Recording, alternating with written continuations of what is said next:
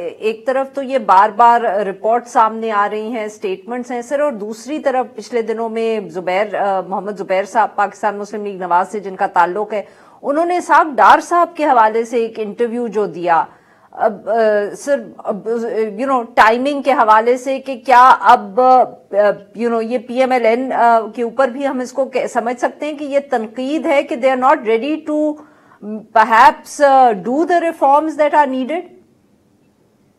देखिए आपका इस वक्त ये जो क्वेश्चन था ना कि वन इज रेडी और नॉट, ये क्वेश्चन तो मेरा ख्याल है बहुत गैर मुतल्लका हो गया। कोई भी इस वक्त हुकूमत में आए, अगर वो हुकूमत जो है इलेक्शन के बाद आने वाली रिफॉर्म्स में संजीदा नहीं होगी तो खुदा न खास्ता वो जुलाई 2023 वाले हालात जो हैं वो आने में देर नहीं लगेगी।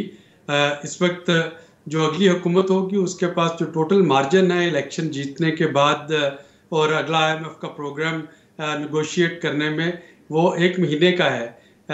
जो ही ये स्टैंड बाई एग्रीमेंट ख़त्म होता है, साथ ही एक नया प्रोग्राम जो है वो नेगोशिएट करना होगा और उस प्रोग्राम को नेगोशिएशन में ये सारी रिफॉर्म्स उसमें उसका हिस्सा लाजमी बनेगी। नहीं बनेगी तो प्रोग्राम डिले हो जाएगा। प्रोग्राम डिले होता है तो उसका फितरी नतीजा ये होगा, जून में जो बजट है वो नई हुकूमत को बजट बनाना एक मसला बन जाएगा। तो इस वक्त हर चीज़ दूसरे से जुड़ी हुई है और उसमें गलती की गुंजाइश बिल्कुल भी नहीं।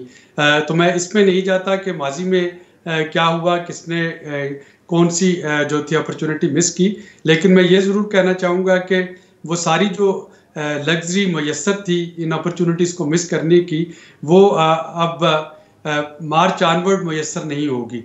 तो जो भी हुकूमत में आएगा उसको ये कांटों का ताज है जो सर पे पहनना है और उसी में लेके पाकिस्तान को मेक और ब्रेक सिनेरियो में आगे लेके जाना है।